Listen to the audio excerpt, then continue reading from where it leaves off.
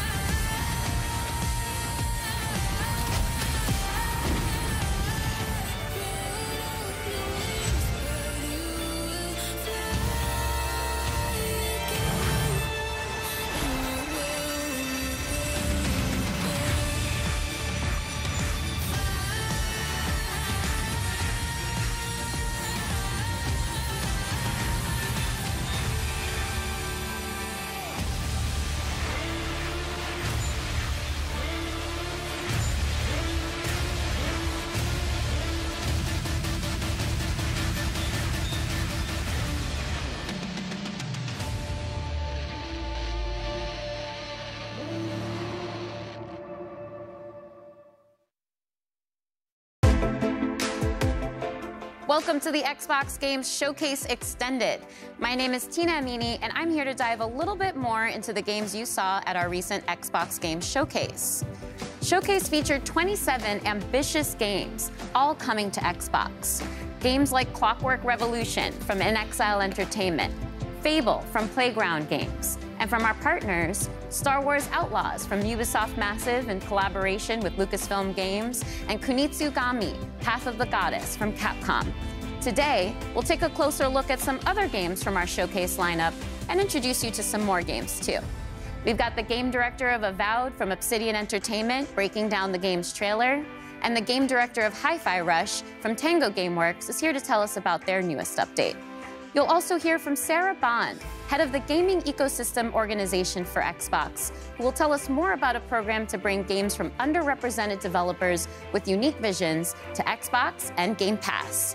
And we may just have a few other fun guests in store for you too, so stay tuned. But first, let's check out the rainy streets and sinister markets of Cyberpunk 2077: Phantom Liberty. Hello everyone. I'm really excited to welcome you to this exclusive Xbox store over Black Market, one of the locations in Dogtown that you are going to be able to explore in Cyberpunk 2077: Phantom Liberty.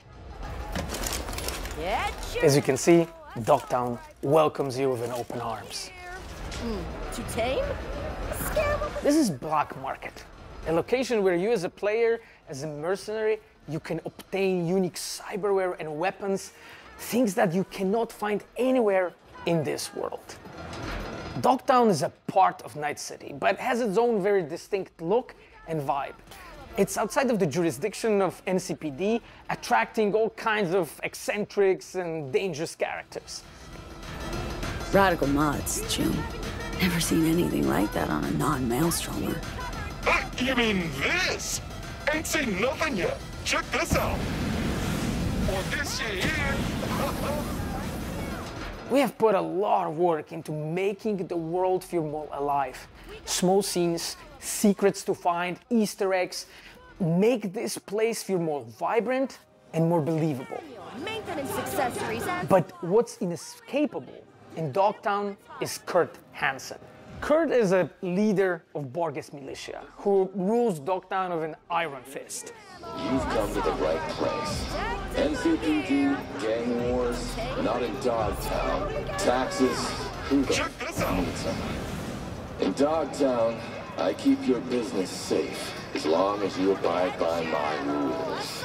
A really nice guy, as you can see. I thought so. The black market also is a place where you can find new illegal weapons and goods. They are some of the most powerful items in the world, but are often much more dangerous to use. A new cyberware capacity system, which leads you to push your body to the limit and give you new abilities to deliver more thrilling gameplay experiences, like the air dash or the ability to see the enemies through the walls, or change your appearance to lose the heat. The Borges is the authorities of Dogtown, and they are more dangerous than NCPD. When you as a player commit crimes in Dogtown, they are the guys who are going to chase you. We have completely overhauled the police system. Police actions are more believable, dynamic, and diverse. The team has been working passionately to deliver you more deeper and meaningful experience, and I really cannot wait for you to find out more this September. See you in Dogtown.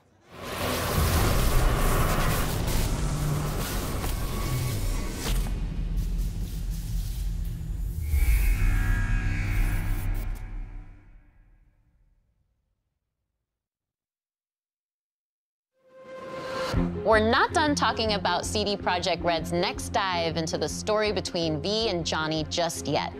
In fact, we're here with the voice and stylings of Johnny Silverhand, Keanu Reeves himself. Welcome.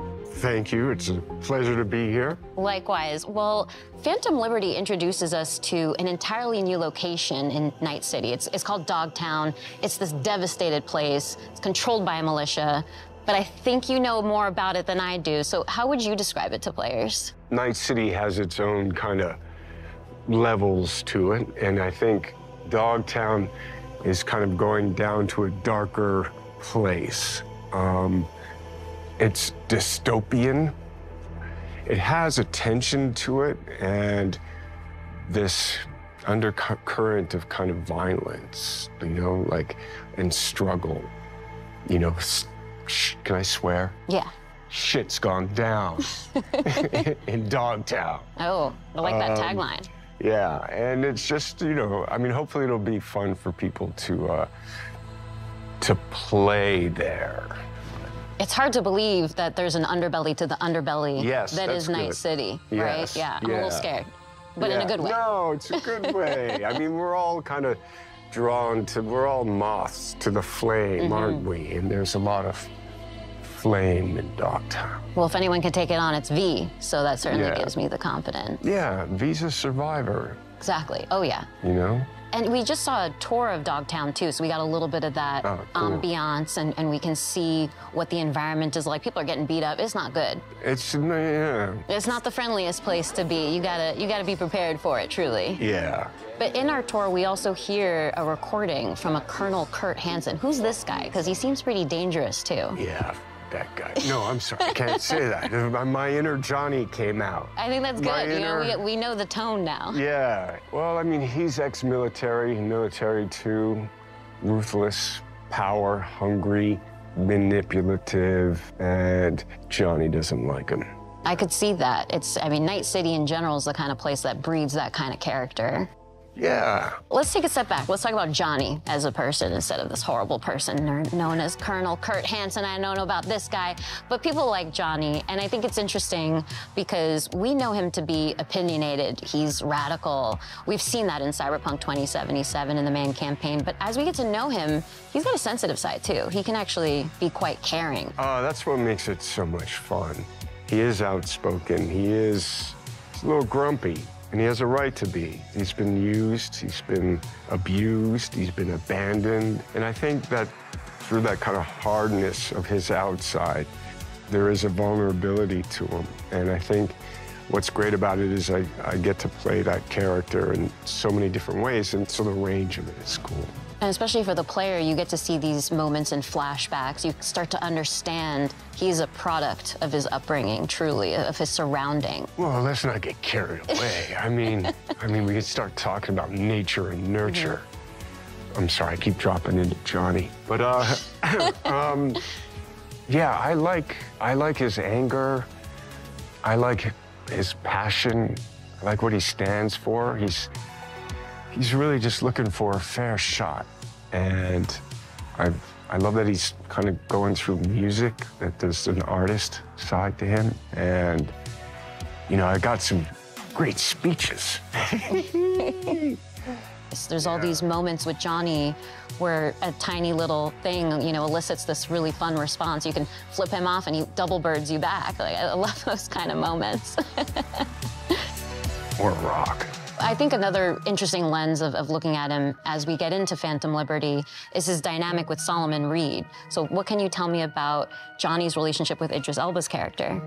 I think Solomon has some things in common with Johnny in the sense of the military, the sense of being used, abused. You know, it's in the title, right? They're fighting for a liberty. You know, Solomon's kind of trying to reclaim his life, you know, and Johnny's doing the same thing. You know, it's Cyberpunk 2077, so it might start off as revenge, and it might end as revenge, but I think sometimes he feels like he's lashing out at the wind, you know? And I think Solomon has been living out in the kind of the desert of his life, right? Kind of hiding and harboring. Yeah. But I think he also has that kind of soft and hard side to him as well.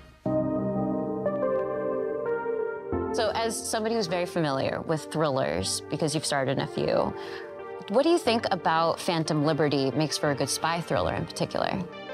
The quest to understand what's going on. So, and the kind of scavenger hunt of information, the mystery, the double crossing, what is true, what's fiction, what can you count on, you can't count on anything. That is really kind of amplified.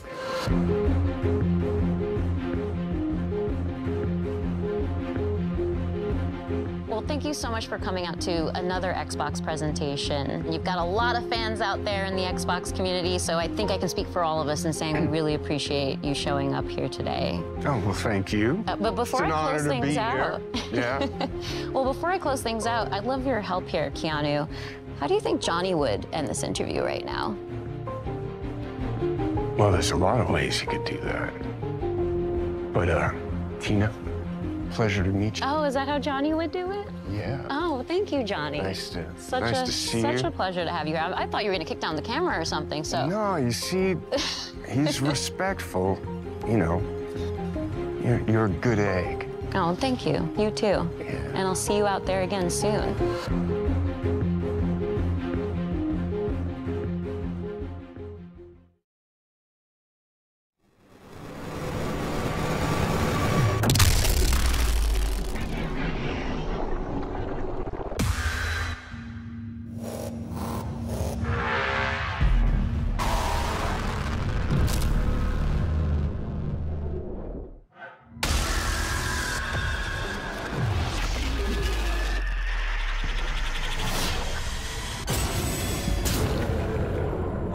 I'm so sorry for dragging you all into this!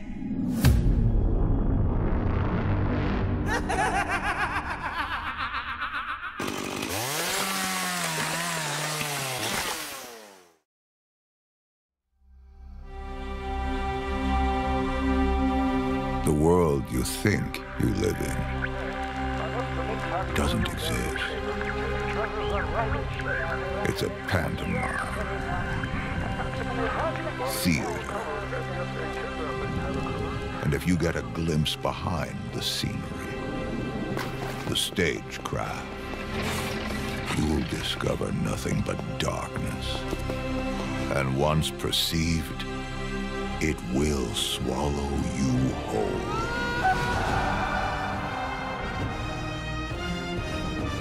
I'm in a race against this darkness. A race to locate an ancient ruin, a tower of unspeakable power. I need the best of the best. But they're all dead. So I'll use you. Scoundrels, thieves, cutthroats, the best of the worst.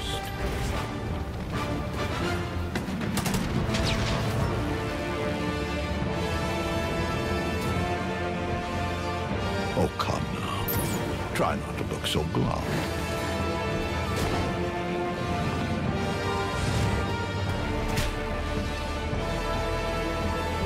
You're going to help me save the world.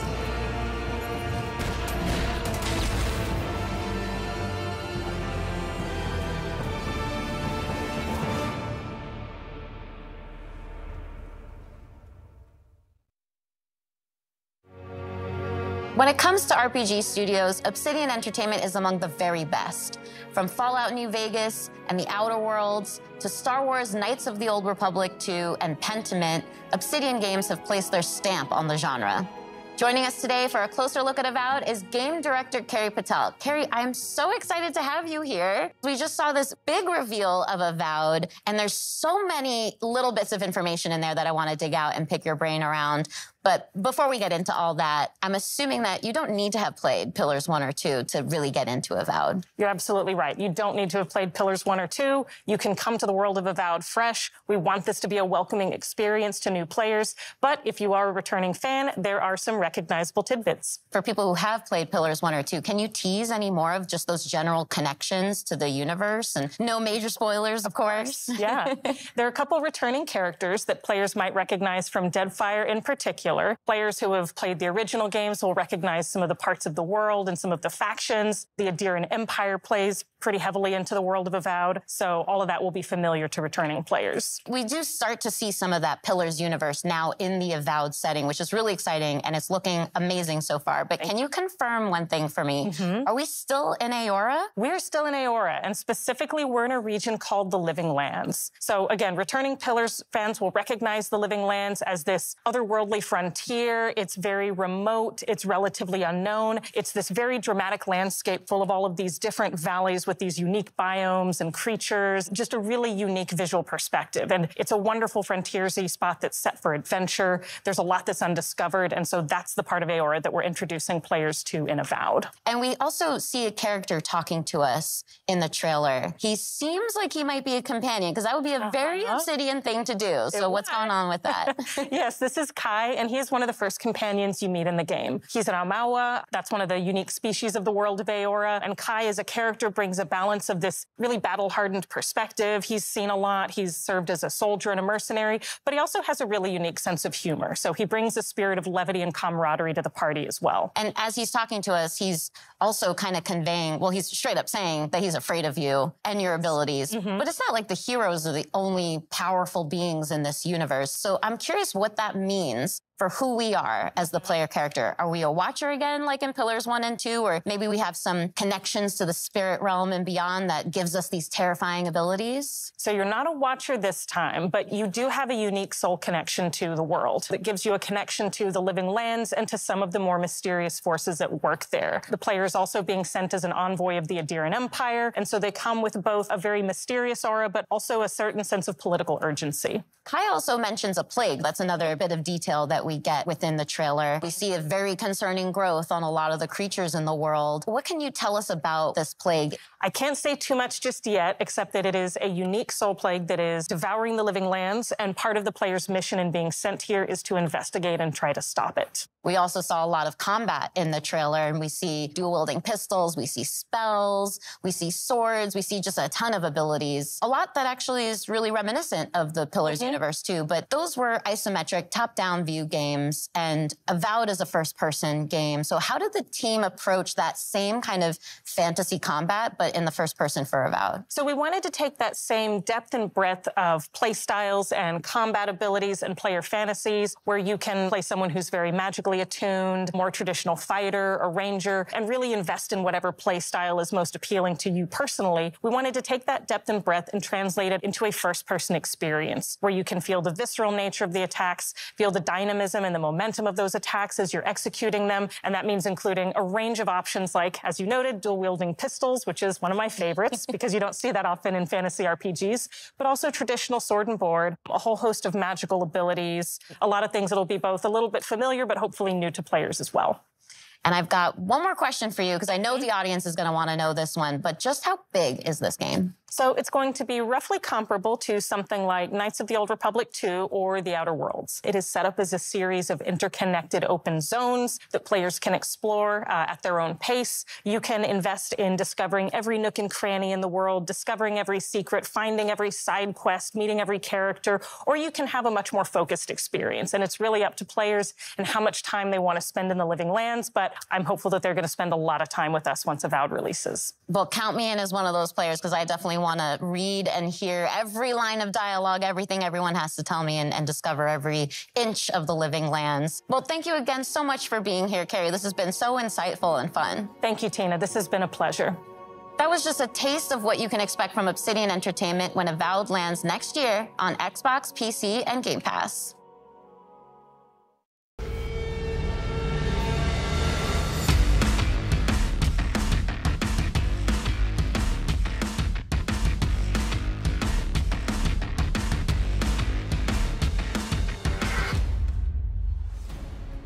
퍼스트 디센던트는 언리얼 엔진 5를 사용한 차세대 3인칭 루트 슈터 게임으로 엑스박스 시리즈 X와 S, 엑스박스 1을 포함해 콘솔과 PC 크로스 플레이가 가능하고 프리투 플레이로 즐기실 수 있도록 개발 중입니다. 퍼스트 디센던트에서 플레이어는 계승자가 되어 인류의 생존을 위해 침략자들의 맞서 싸우게 됩니다. 계승자는 플레이어의 캐릭터로서 다양하고 개성적인 컨셉과 전투 스타일을 가지고 있습니다. 플레이어는 계승자를 통해 잉그리스 대륙을 탐험하며 스토리를 체험하고 다양한 임무를 혼자서 혹은 협동 플레이로 수행하게 됩니다. 또한 최대 4인 협동 플레이로 거대 보스와의 레이드를 경험할 수 있습니다. 거대 보스별 다양한 기믹과 부위 파괴 등을 통해 밀도 높은 팀 플레이를 체험하실 수 있습니다. 현재 개발팀은 작년 베타 테스트에서 플레이어분들에게 받은 피드백을 개선하는 작업과 신규 컨텐츠의 개발을 병행하고 있습니다. 지금 보시는 화면은 최초로 공개하는 엑스박스 시리즈 X의 실제 게임 플레이 영상입니다. 언리얼 엔진 5를 활용한 높은 퀄리티의 그래픽이 안정적으로 돌아가도록 열심히 개발 중에 있습니다. 신규 계승자 역시 개발 중에 있는데요. 이 계승자는 불을 이용한 독특한 컨셉의 플레이를 경험할 수 있도록 디자인되었습니다. 또한 자기장을 이용한 방어 능력과 비행 스킬을 지닌 새로운 캐릭터도 개발하고 있습니다. 플레이어분들이 더 많은 탐험을 하고 몰입감 넘치는 스토리를 경험할 수 있도록 다양한 환경의 신규 맵을 개발하고 있으며 새로운 타입의 보스 레이드 역시 지속적으로 개발하고 있습니다. 그리고 많은 분들이 요청하셨던 코스메틱 시스템도 도입 중에 있는데요. 캐릭터들마다 다양한 컨셉의 스킨을 제공할 예정이며 꾸미기 아이템을 통해 개성을 마음껏 뽐낼 수 있도록 지원할 예정입니다. 가장 많은 피드백을 받았던 그래플링 훅은 시스템을 완전히 변경하였습니다. 변경된 그래플링 훅은 조작에 따른 회전과 이동 시 가속 감속을 지원하여 조작의 재미를 훨씬 더 증대하였습니다. 이 밖에도 피드백을 반영하여 점프 모션, 총기 사운드, UI와 UX를 지속적으로 개선해 나가고 있으며 계승자 스킬을 개조할 수 있는 시스템도 개발 중에 있습니다. 게임 사운드 또한 글로벌 유명 게임 작곡가인 스티븐 바튼과 협업하여 보다 풍성한 청각적 경험을 제공하기 위해 준비 중에 있습니다. 마지막으로 여러분께서 가장 기다리실 소식을 전해드리겠습니다.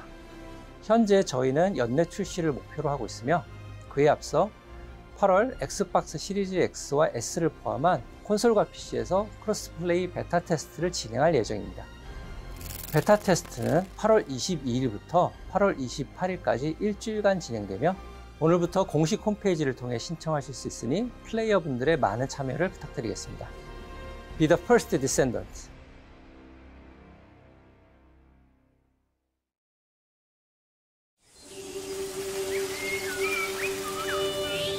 When we were wrapping up Banner Saga, we were really talking about what is it we want to do next.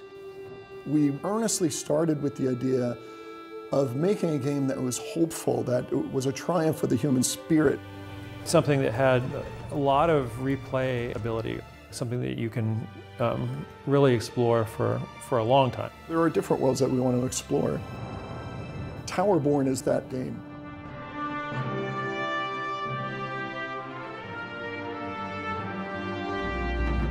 Towerborn is a fast-paced action RPG. It's a co-op game. You can play it online. You can play it on a couch with your friends and family. Everybody's moving through the world map together. As the players move out, they start breadcrumbing the storyline that is being told here. From the world map, you go into fun, fast combat. You come out of that with resources and crafting items, and with all their new loot, they can go back to the Belfry.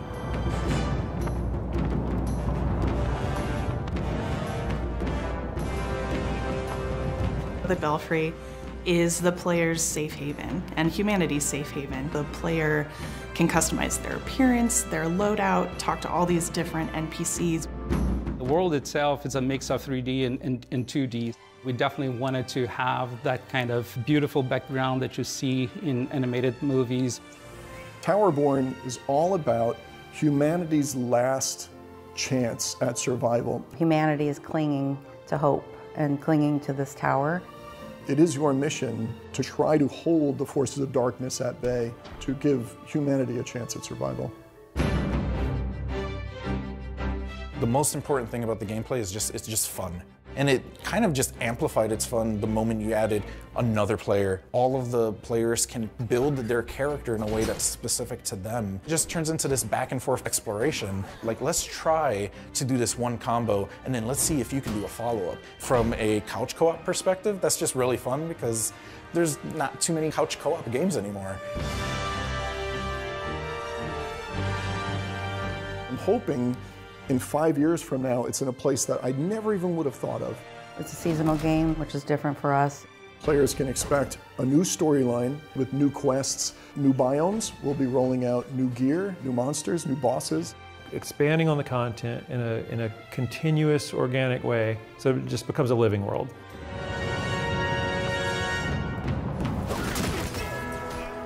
When we started Stoic, we decided, let's just make games that we feel strongly about and we want to play. We had to find the right relationship with a publisher, and I think we found that with Xbox. They've enabled us to make the game that we want to make here.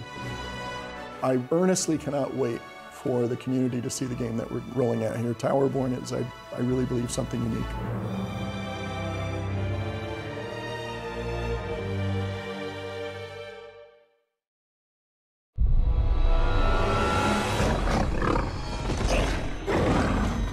Roar again!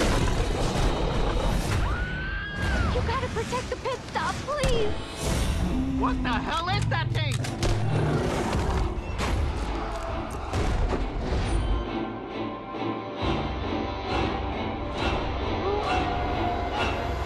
Invaders down!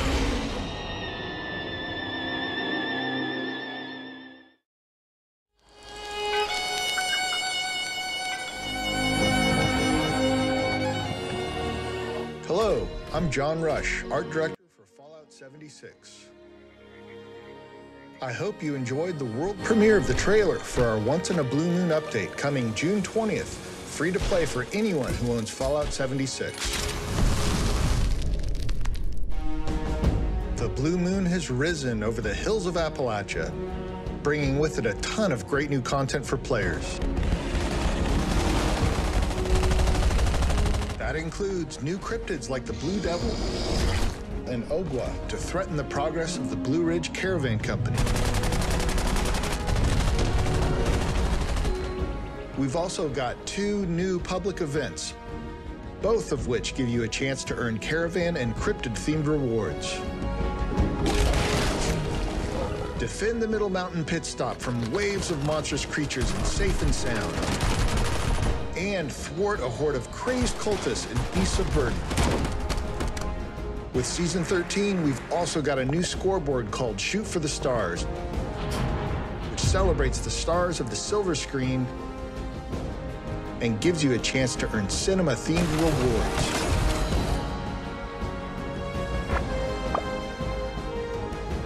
we're not done yet. Next year, we're taking players to Atlantic City, where they'll gamble on the fates of new factions for the opportunity to win big. Do your part in helping the Blue Ridge Caravan Company and earn rewards along the way. Once in a Blue Moon is coming June 20th. Appalachia is coming at you. We'll see you there.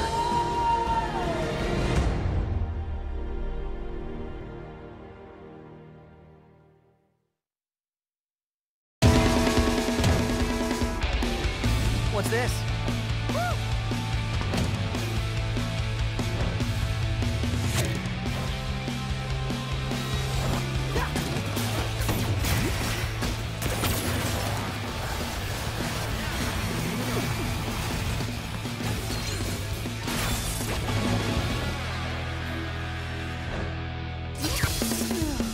What happened now?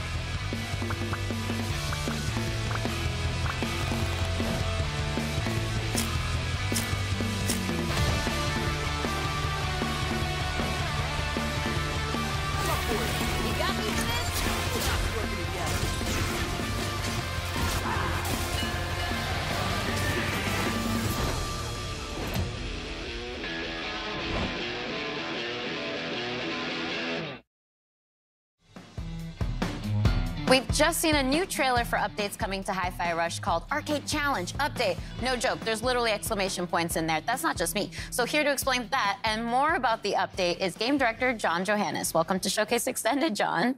Really glad to be here. Exclamation points? They have to be in there. Yeah.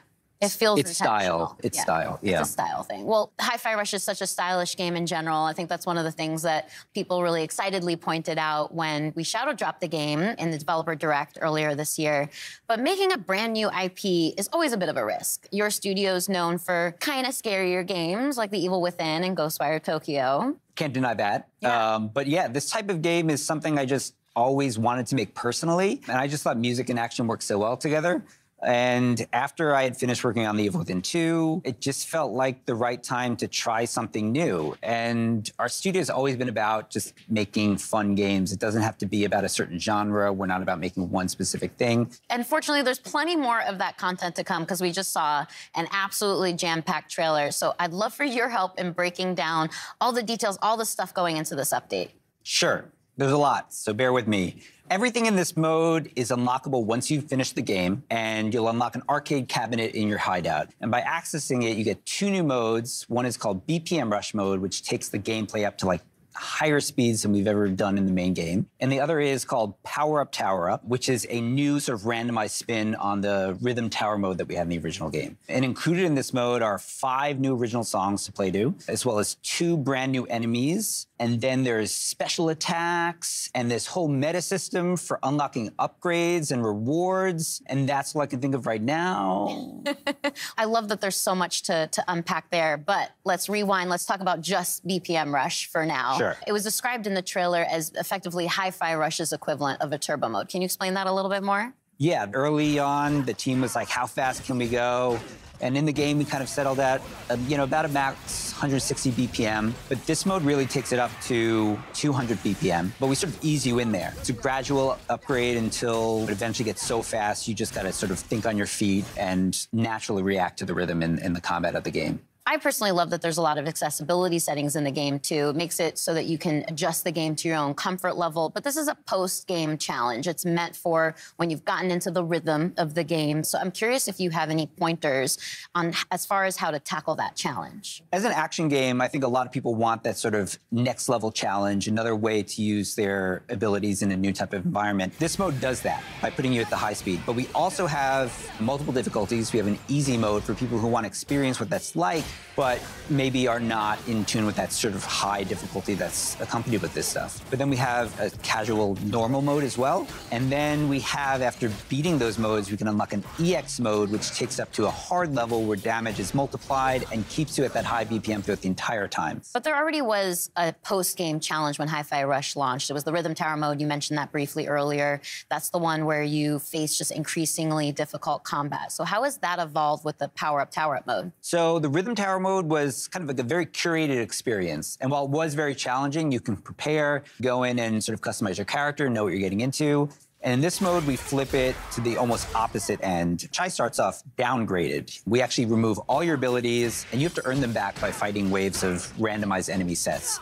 And after every wave of enemies, you get to choose from a series of power-ups that can gradually increase your stats. Each of these upgrades comes with either bonus or negative modifiers as well to the gameplay, so you can take more risks or less risks depending on which upgrades you pick. And again, those upgrades are randomized each level, so you really kind of have to have an understanding of the systems and not quite master them, but have a good grasp if you want to go in and come out on top. Well, as I mentioned earlier, it was a really packed trailer. There was a lot of information in there. It's a chonky update. So what else have you got for us? Because I feel like there's more on the table there. Yeah, so by playing in the two modes, you unlock these rewards through these challenges that are connected to these two modes. And in those rewards are things like accessories for Chai and new costumes for Chai 808, and even as well as fan favorite Corsica.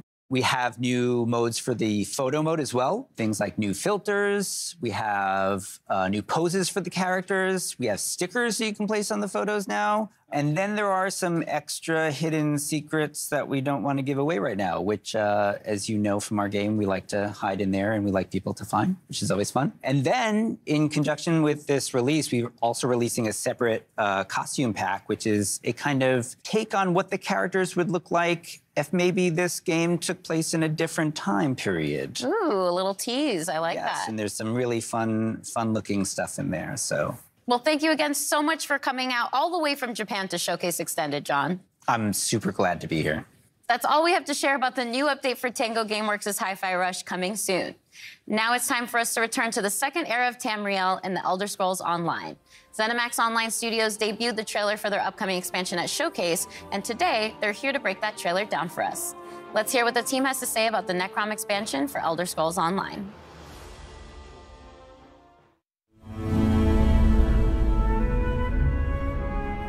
Hey everyone, thank you so much for watching the Xbox Showcase. I'm Rich Lambert, the creative director on Elder Scrolls Online. And I'm CJ Greb, I'm the project art director for Elder Scrolls Online. One of the really interesting things about Elder Scrolls Online is it's different than really any other game out there. It's not your typical level-gated world. Go anywhere, you can explore in any order you want to. You really can hop in at any moment, play with anybody, can play any part of the game. And any story. And of course, I mean, we're on Xbox Game Pass, you know, the biggest open world RPG on Xbox. And if you're at all a fan of Elder Scrolls, you can go places that you maybe have never gone before in an Elder Scrolls game, and do things that you've never been able to do. There's so many different activities to participate in. You know, housing. We've got lore hunting and antiquities, right? There's the dungeons and the trials. And you can, of course, always revisit lands that you've been to before. We've got Skyrim, Morrowind. Yeah, and they're different times. You know, we're almost 1,000 years in the past. Come in by yourself, come in with friends, but don't worry that you're ever not going to have something to do, because there are adventures everywhere you go. Everywhere. We had an awesome trailer during the showcase. Necrom, Hermaeus Mora. Yeah. What's it all about, Rich? Hermaeus Mora is this Daedric god of knowledge. He's not good, he's not evil. He is just focused on cataloging the world and collecting everything he possibly can to study. And what you kind of see in the trailer is Mora kind of always on guard, always looking over and watching what's kind of going on. And you get to see some nostalgia in there as well from the Dragonborn DLC in Skyrim with the yellow-green skies. The vast inky sea, the stacks of books. I'll still never forget the first time you showed us the initial concepts for everything made out of books. I remember looking at that going, oh my God, how are we gonna do this? How is this gonna run? We always try to honor the past, right? Because when we go back to areas that people who play Elder Scrolls games have played, they know these lands. We want them to feel like they're coming home, right?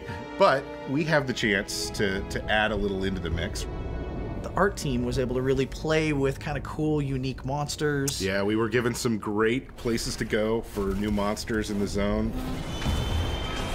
We were looking at making a creature that would kind of freeze you in terror as soon as you saw it, and a creature that has a deeper connection to the overall story of the zone.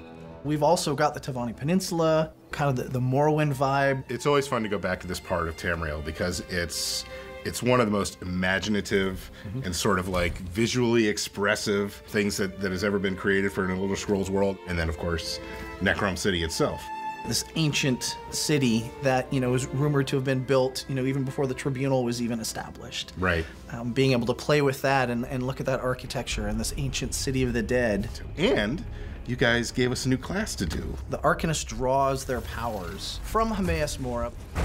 We really challenged ourselves and the team to make something that didn't feel like anything else that we have built. Everything we've been talking about sounds amazing, but when do we actually get to play it? Necrom launches on Xbox June 20th, and we can't wait for everybody to get in there and see this amazing content that we've created. Thanks, everyone, for watching us during the showcase and watching us today. Lots of exciting stuff coming for ESO in the future. We'll see you in Tamriel.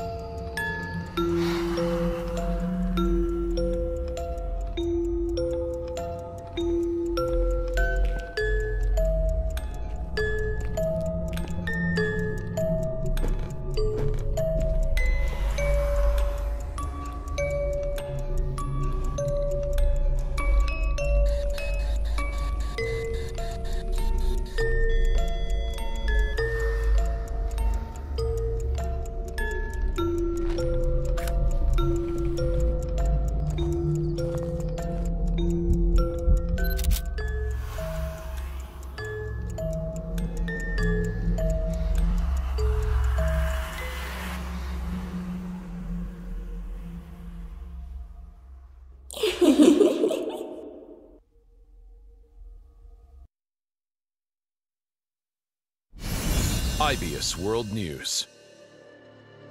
番組をご覧の皆様、こんにちは。エグゾプライマルディレクターの平岡です。まずはじめに、3月に開催しました第1回オープンベータテストに多くのエグゾファイターの皆様にご参加いただきました。アンケートや SNS を通じてたくさんのフィードバックをいただいております。今後の開発に活用させていただきます。ご協力ありがとうございました。さて、カプコンショーケースはご覧いただけましたでしょうか。その中で発表しましたが、第2回オープンベータテストの開催が決定しました。詳しい日程や情報は公式サイトをご覧ください。それではここからは番組をご覧の皆様に新情報を紹介します。まずはサベージガントレットという新たなモードです。サベージガントレットは内容が毎週切り替わる特別なミッションに5人で挑み、世界中のファイターとクリアタイムを競うというモードになっています。ディノサバイバルとは違い、出現する恐竜やフィールドが遊ぶたびには変化せず、全世界のプレイヤーが同じ内容のミッションに挑みます。今回は恐竜が出現する位置にあらかじめトリプルスレッドを設置しています。出現してきたらこのようにスカイウェーブのグラビトンケージと合わせて起爆、一網打尽にできました。ミッションは画面上部に表示されている恐竜の討伐なのですが、サベージガントレットでは目標以外の恐竜が出現することが少なくありません。もちろん討伐せずに無視することもできますが、ミッション達成の妨げになる可能性があります。倒すか倒さないかはプレイヤーの作戦次第です。目標を達成したら次のミッションへ。ゲームの流れはディノサバイバルと同じなので、すんなり遊べると思います。何やら次のミッションに備えてエグゾスーツを着替えているようですね。なるほど、スナイパーネオ層が離れた位置に多く出現するのでビジラントに着替えたようですね。フレームネオ層も出現するのでフロストロックで動きを止めて集中攻撃のチャンスも作り出せますね。また一列に並んだ恐竜もブレードで足止めしてから倒す作戦のようです。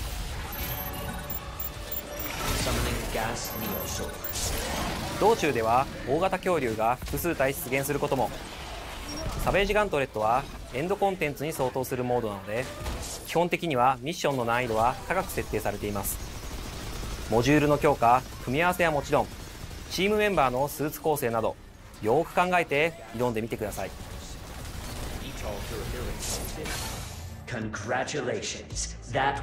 サベージガントレットをクリアするとこのようにクリアタイムが表示されます。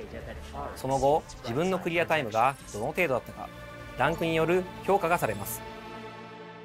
次はバリアントスーツを紹介します。バリアントスーツはデフォルトのエグゾスーツとは異なる性質の武器を装備しており戦い方が変化したスーツです。デフォルトのデッドアイはアサルトライフルを装備していますがデッドアイアルファバーストファイヤーはショットガンとバースト射撃を切り替えられるバトルライフルを装備しています。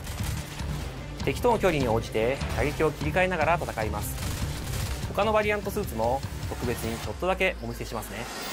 ゼファーアルファエナジーチャクラン、バラージュアルファロケットホップ、ビジラントアルファマークスマン、ロードブロックアルファフォートレスシールド、村雨アルファフロストグレイブ、クリーガーアルファチャージショットガン、リッチドクターアルファデュアリティビーム、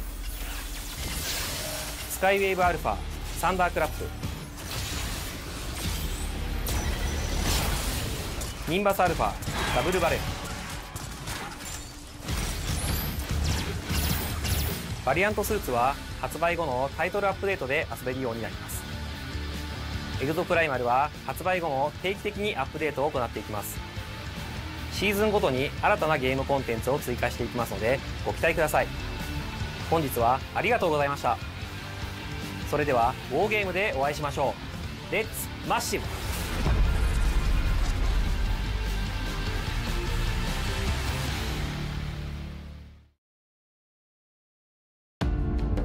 It's great to see the dedication from the team at Capcom and how they're building Exoprimal in partnership with the community. Gaming has the power to immerse us in worlds and perspectives we'd never otherwise experience. We can fight dinosaurs, transport to a dystopian future, explore the universe, and conjure magic. And we get to do this together, no matter where we are on the planet, the language we speak, what we look like, or our physical abilities. That is why it is both an absolute imperative and an incredible opportunity that games represent all of us. That is why we created the ID at Xbox Developer Acceleration Program to help underrepresented creators and stories in the industry shine. We call it DAP. DAP already includes more than 100 emerging developers, and they've launched 30 incredible games like A Space for the Unbound, Validate, and HOA, and there are many, many more in the works. Let's take a look at these amazing games coming up next from ID at Xbox's Developer Acceleration Program.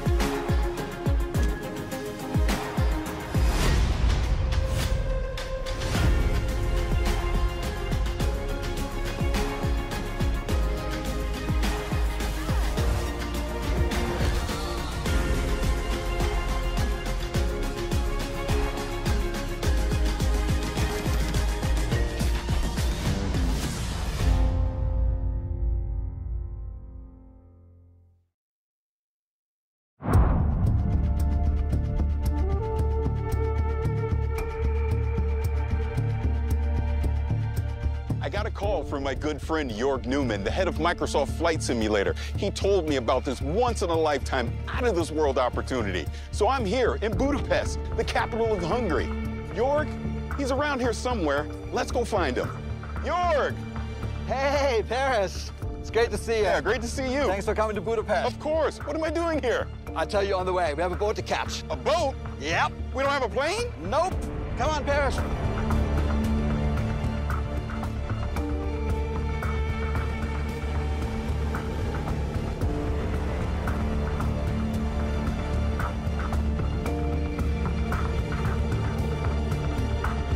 Jörg, what is this place? What kind of aircraft are you storing in here? Ha, dude, it's much cooler than that. All right, Paris, are you ready for this? You know I'm ready for this. All right, let's go.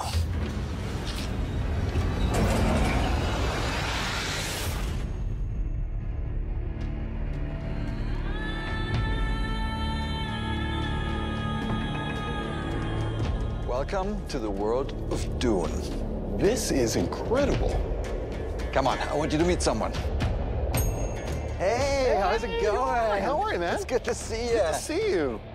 Paris, I would like to introduce Patrice Vermette, Academy Award-winning production designer of Dune.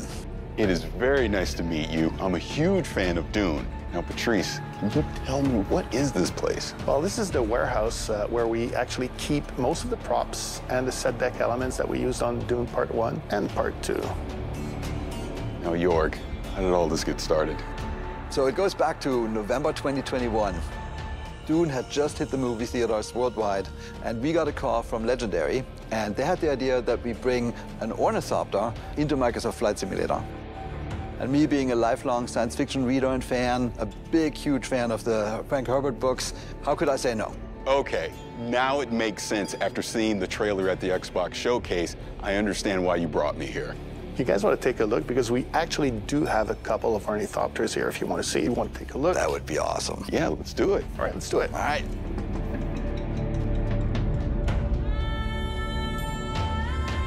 Look at this. It's a one-on-one real-sized ornithopter. It's amazing. Sure, thank you. Denis likes things to be plausible, so that's why they were built to look military, rugged, and stealth. Now, here's the most important question. Were they built to fly?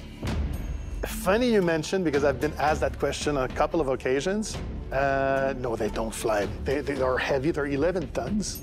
So, Jörg, you had to get this working in the game. How did you do this in Flight Sim? Yeah, it was actually interesting. So in general, ornithopters can fly and do fly. This particular one, given that it weighs 11 tons, that's going to be a little bit harder, specifically because it's not really doing the ornithopter bird flap. It does oscillation of the blades.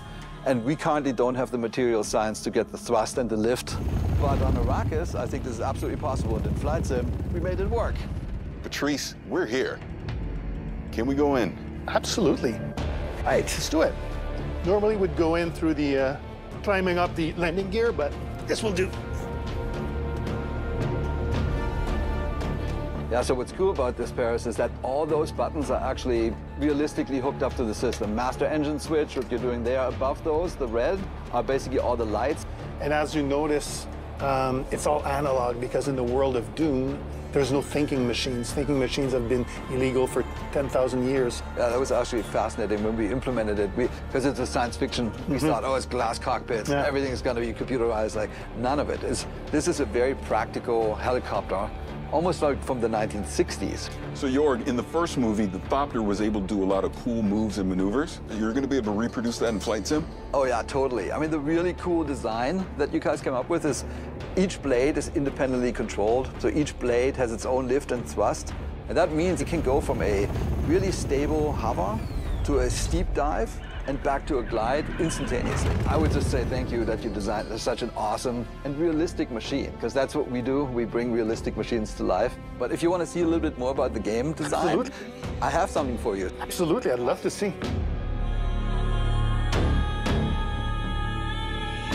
All right, so the setup for this expansion is that you are a Atreides pilot on Arrakis flying an ornithopter. Here is what we built. We basically built this section of Arrakis. Here's the capital city of Arkin. Here's the botanical garden, we have that as well. And the first thing we do is we train you up. The fast takeoff, fast landing, and then the deep dive. And then we take you to some of the extreme locations, like the bow of the cliff, the hole in the rock, the red chasm. You really have to show your pilot skills. And then, towards the end, then there's a secret mission, which I can't talk about today, but that basically wraps up the experience. It's gonna be great. Super exciting. Hey. It was great to see you again. Paris, thank you for coming. Thank you so much for having me. All right, Jorg, where to next? Well, I don't know what they eat on Arrakis, but this is Budapest, and I hear they have excellent goulash. I know a place. Well, let's go.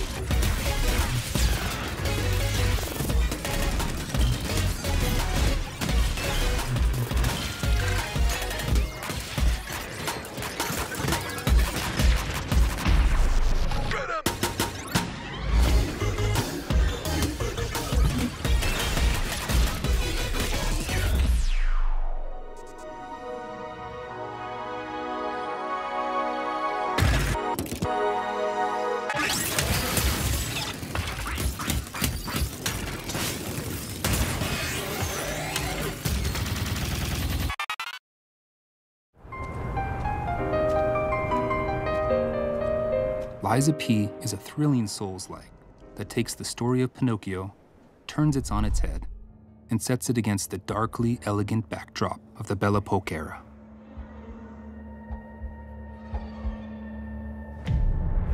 Finally, we meet. You are awakened by a mysterious voice. Can you hear me?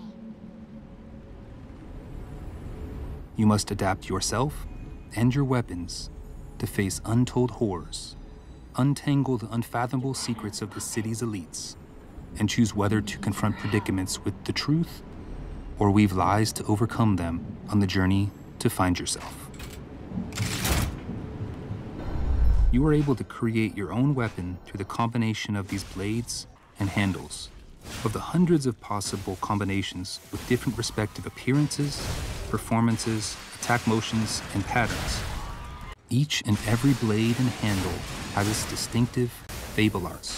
Fable Arts is a special combat skill that can be casted by consuming Fable slots. Fable slots can be charged again through combat.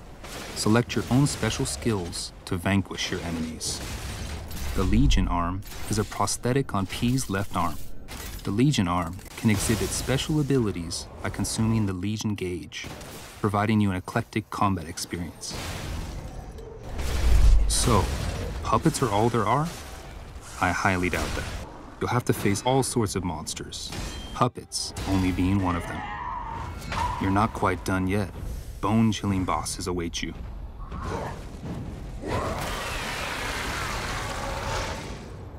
If a boss seems too intimidating, you might want to get help from a Spectre. In boss matches, you can summon a Spectre that will assist you in battle. With a bit of help, you will be able to defeat bosses with more ease.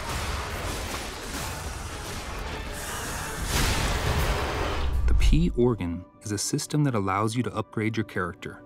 Use quartz to optimize P to your liking. Within the P organ, you can select which slots to unlock depending on your preference.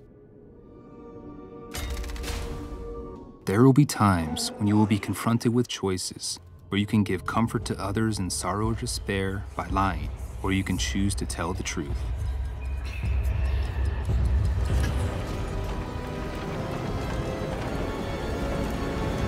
Carve your own path.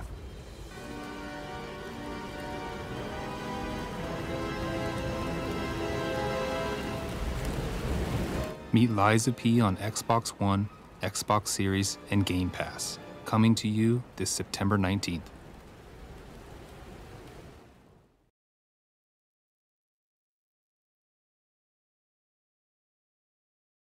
At the heart of Hellblade is our ambition to sink you into Senua's world and story.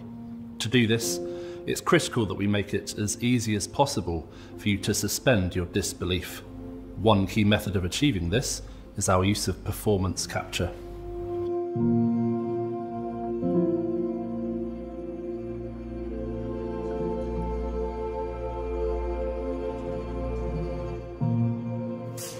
What I want to achieve on stage is to get the best performance and best storytelling from the actors, and then to get that into the game as faithfully as possible. I want to see what I saw on stage in the game. It's time to find out.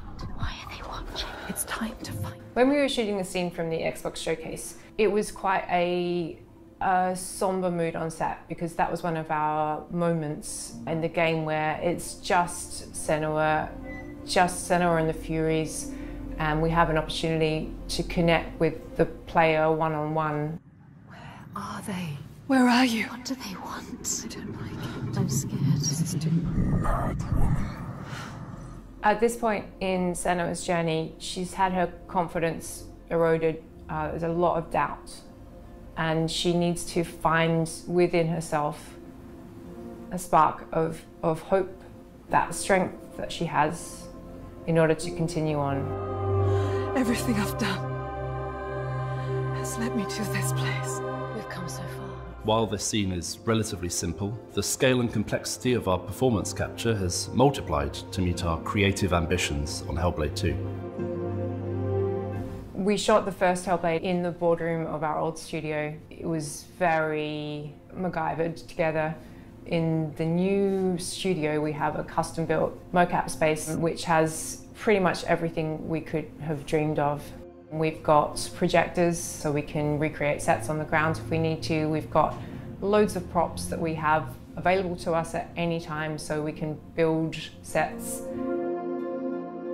I remember coming into interview and seeing the setup down there and immediately being impressed by the clear commitment that had been made to underpinning great true-to-life performance with great quality data.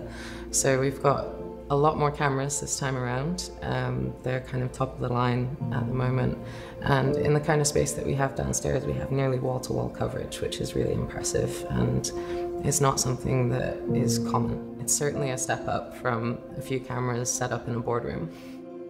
With our setup, we can push even further on our ambition of bringing through as much of our actors' performances as possible into the game, even down to the most nuanced of movements. So when you've got an optical system like ours set up and calibrated well, you can track performers' movements down to the millimeter. So we can see somebody shuffling their finger along the table or just wiggling them very gently. You can see hesitation and breath. You know, there's no need to push the action and overact. You can just be your character. I'm here now. What we want is the best performance possible, the best immersion possible for the player, and that's why we go to these lengths, just to try and get that extra fidelity of performance into the game. What do you want me to do? With performance capture being at the heart of our character movement, our props and staging had to facilitate our vision. I don't want to give any spoilers away, but there is going to be a boat in the game. That boat will have several characters on board. We wanted to be able to capture the motion of a boat across multiple characters simultaneously, and we, for the first time, had the space to be able to construct a proper rig for this. So we had a platform which could be moved in any number of ways to create that kind of pitch and yaw and roll that you would get on the ocean. And we got our actors up onto this boat and captured scene with high waves and a storm, and we got incredible data from really, really amazing. The most important part of my role is to make sure that story gets told, and having these wonderful actors we're working with bring their talents to bear on these characters has been such an amazing experience.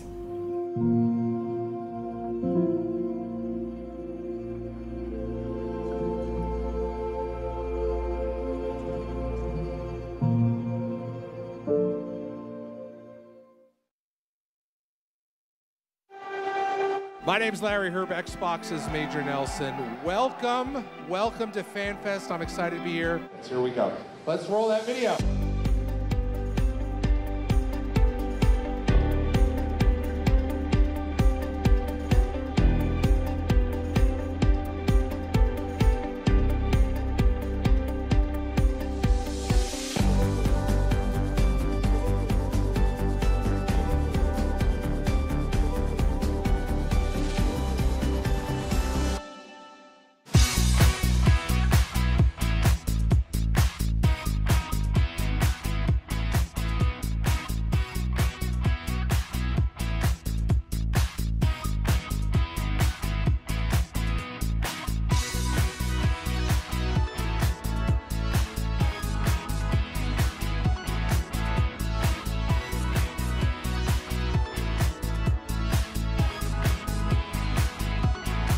Obrigado.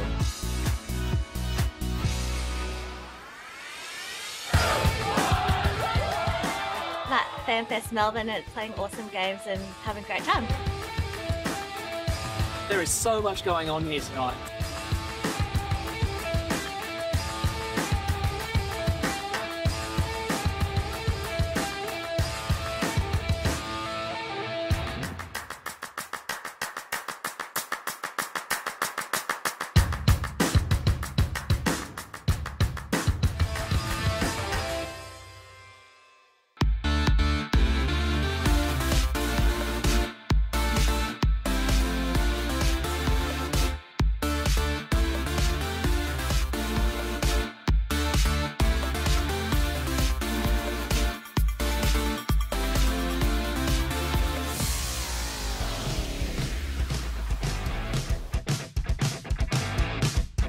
Honestly, I've never felt so good to be part of Xbox in my life.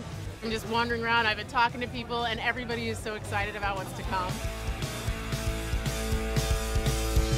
We really put a lot of emphasis on empowering creative risk, and then there's so much excitement for what we're going to be able to deliver going into 2024, and even games in 2024 that we haven't talked about yet. So our mission, our strategy is to bring the joy of gaming to everybody, no matter where they want to play, how they want to play, and I just feel, you know, a real responsibility, a real privilege, excitement that we get to be the ones to build those games that are going to be at the center of no matter what we do.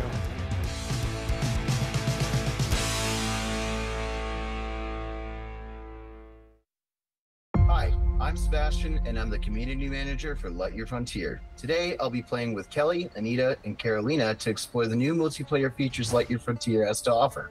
Good morning, good morning, good morning. Today, we should continue building up the base we started yesterday. We'll need more resources, and it'll be faster if we work together to collect them. Can two of you work on that? Yeah, let's go. Go. Hey, that purple mech looks great. Thanks. It's my favorite color. Dang, the farm looks pretty good with all the grown crops. Yeah, I know, right? I'm looking forward to making the farm even bigger. I'm gonna work on making our home look a little bit better, and then I'll come down and help you out. Great. I'll see you in a bit then. What do you want to focus on gathering, you think? I can get wood to start with, and then you can help me get some aluminum. I'll get some stone also then. That should cover a lot of what we need for crafting and building. Once we've finished, let's head back and help with the buildings. Resupply to the rescue! How's it going up there? I think I've got a good idea of what I want things to look like from up here. Nice. Oh, there's so many good choices. I know, right? Oof.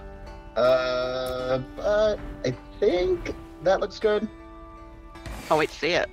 There are loads of aluminium here. They're actually pretty strong, so we can do it faster if we both drill. Let's work together and see what else we can find here. After we bring this back, I'll take a look in some other regions to see what materials they have. I'm done up here, so I'll come join you. Oh, my inventory is getting full from this harvest. I think we should build some, like, silos or crates to store it all. Yeah, we should probably build a fence around those two as well so we can protect the harvest. Great idea. Let's get on it. Here we go. I'll help with the silos next.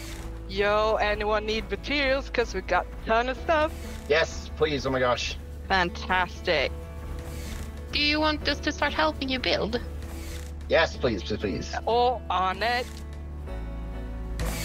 What do you think of the layout? Yeah, it looks great to me. I'm almost done with the fences here.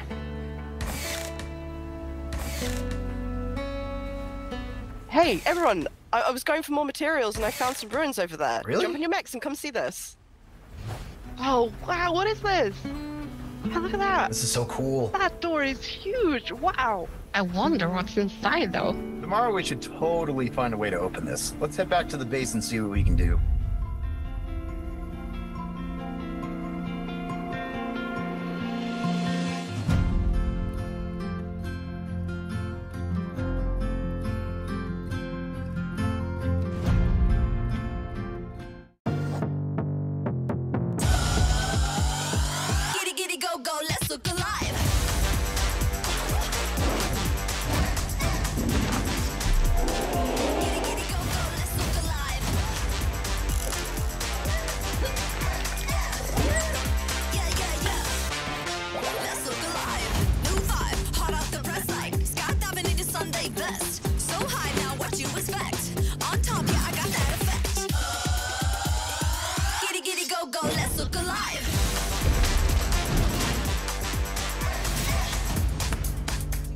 Just follow my instructions.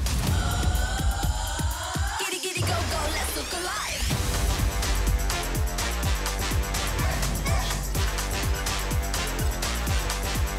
Welcome.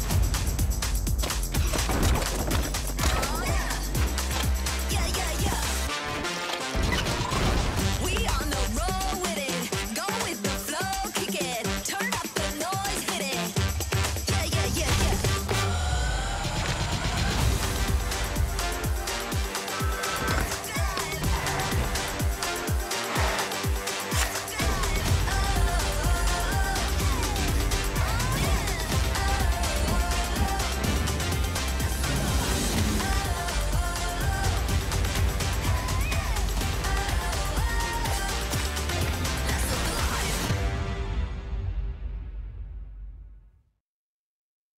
Every year in our showcase, there's one game that kind of pops for me, something I'm very interested in. This year, we got to announce 33 Immortals from Thunder Lotus. And I'm here now with Stefan and Will to walk through a demo of the game, which I've never played before, first time. We have 33 people online, incredibly excited about this. So we're gonna jump in? All right, let's jump in and start playing. 33 Immortals is a co-op action roguelike for 33 players. You play a damned soul who must rebel against God's final judgment. So there are 3 of us here today on stage, 3 upstairs, and 27 people joining us from Montreal in the studio. Hi, everyone. And we are ready. That's us. Everybody's spawning in. That's us.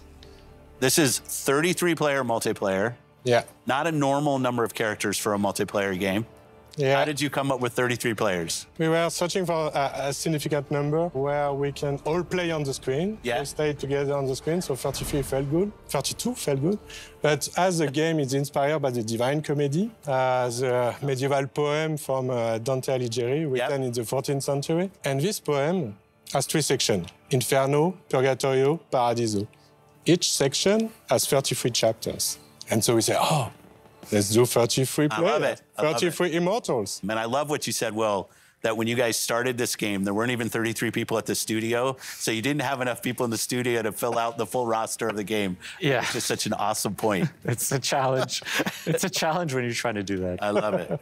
Okay, so no 2 runs are the same. We're actually spawning in a different position, a different situation. We are in the cemetery. If you hold the left trigger, the world map is going to show up. And we can see that we are 33 right now, actually, in Inferno, but we are scattered around the world. Oh, we're not all in the same place. Yeah, because we all have to complete torture chambers. Got it. To make the game progress. Okay. And we are located at the southwest of Inferno. Yeah. And so the closest torture chambers is to the east. Okay. So let's go there. Got it.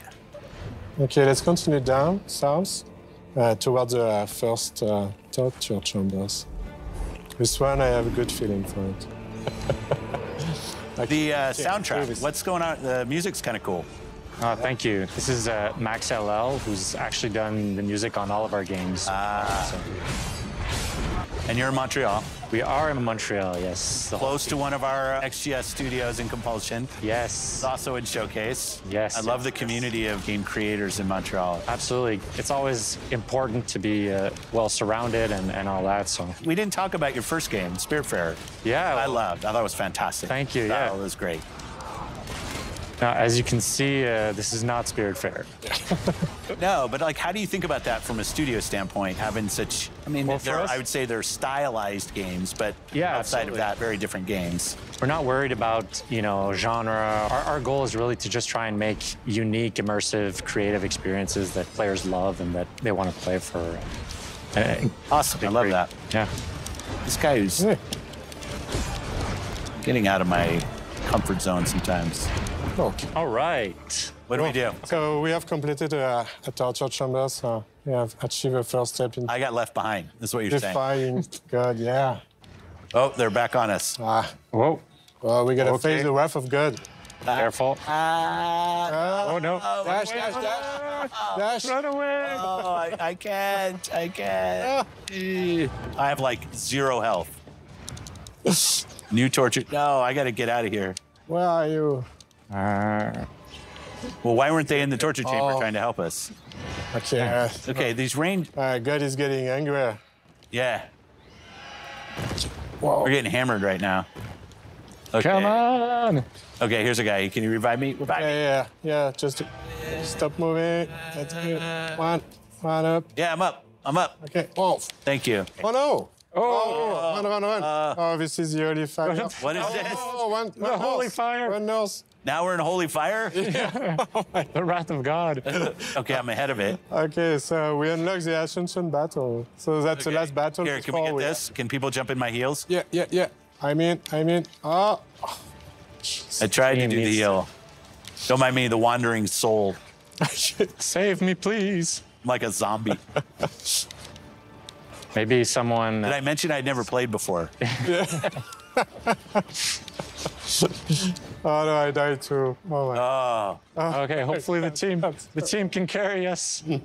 But we are not alone. There's a lot of enemies in this small space. Gonna try to not move. Okay. Don't move, and hopefully someone is going to be able to revive you. Okay, good. Oh, I'm in. I'm up. I'm in. Okay. Back. Okay, I'm back. Yeah, thank you. So this is the last step. I think it's my last. All right. Okay. Yeah. We did it? Yeah, we did it. Yeah. Well, yeah, we did it. Yeah. Yeah. So now we've ascended. Yeah. That was first chapter of first book. Is that how I should think about it? Yeah. It's the first world, so it's Inferno. Yeah. Each region has its whole big set of challenges and everything. And this is all on the map. And its final boss fight. That's what this is. Well, since we've basically come through unscathed so far, this should be easy. Okay.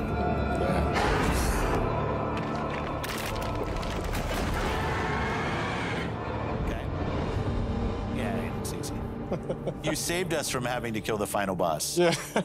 It's a bit of a tease. I like it. Well, best of luck to you and the team and everything that's going on. Can't wait for this game to come out. I won't ask for the date because I know that's unfair. But it was great to have in the show and great for you to come down and we got the opportunity to play. So thank you for that. Thank you so much. Thank you so much for having us. Thanks for watching Showcase Extended. I love these opportunities to show more about everything that you saw in the showcase itself. Thanks to everybody that supported us and have a great week. Thanks, everybody.